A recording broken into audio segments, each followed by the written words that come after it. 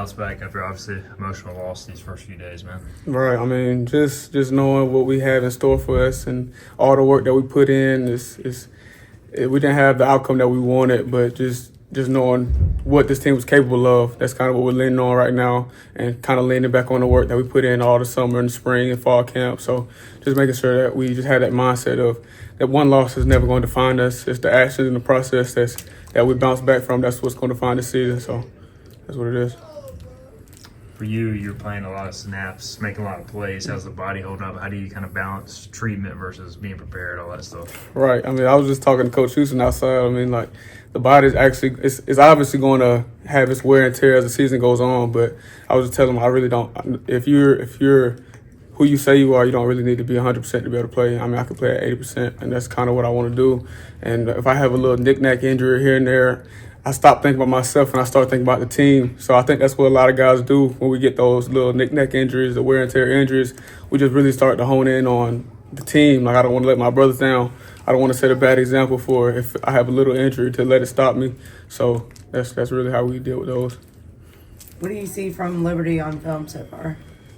I see they're a real disciplined football team, real physical team. They said some crazy stuff like they haven't lost a game in 2 years, something like that, a regular season game in 2 years. It's a challenge, but this team right here is built for adversity. We're built for challenges.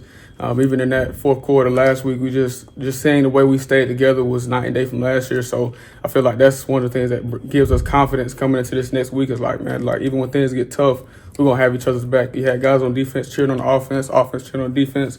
We weren't pointing any fingers. We just wanted to all get better, and that's what kind of the week of preparation is looking for coming up to this week. But I mean, we're dealing with a real disciplined football team, a hard-nosed football team. They want to run the ball. They want to play action, take shots if they want to. So we're going to have to stop the run. We're going to have to shut down the quarterback and kind of dictate the game based off how we want to go. And that's what playing defense is all about. So when you hear that 2-year stat, does that give you some extra fire or motivation coming into this week, you and the guys? I mean, I guess from the outside looking in, it could possibly, but really it's just the next game for us. I mean, we just want to go 1-0. I could care less if we put that one on their record or not. It would be nice to feel. It would be a great feeling to knock them off in their home turf. But really it's really all about us. It's never been about anybody else. So I care less what their record is or what they're doing. It has to be about us. And I feel like that's the mindset the whole team has coming in. I feel like that's the mindset Coach Houston has. If we don't go 1-0, nothing really else matters. So this is probably the best dual threat quarterback you guys are going to see all year. How important is the eye discipline and just watching all your keys throughout the week? Yeah, man, he's good. I mean, he can manipulate your eyes if you let him. He's quick, shifty with his feet. So we're going to have to really hone in on his hips and making sure we're in the right place at the right time. So if you're not, obviously on film, he'll take advantage of that. He's put that on tape plenty of times. So just making sure we're in the right positions to where we don't get taken advantage of and to where we can dictate the game to the flow that we want it to. That's going to be the main key for sure. Quentin Cooley went down there, running back. Coach Chadwell had a press conference this morning, said he's day-to-day. Mm-hmm. If you guys do face a guy who had 1,400 yards last year, are you guys going to welcome that challenge of playing such a great running back? Of course. We'll never turn down – this defense will never be a defense that turn down a challenge.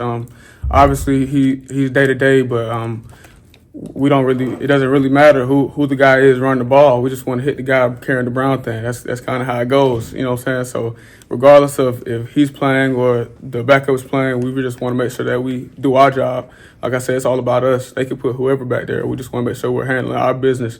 That's all it's ever been about, especially on defense, especially on offense. This whole team is built to take care of us first, so.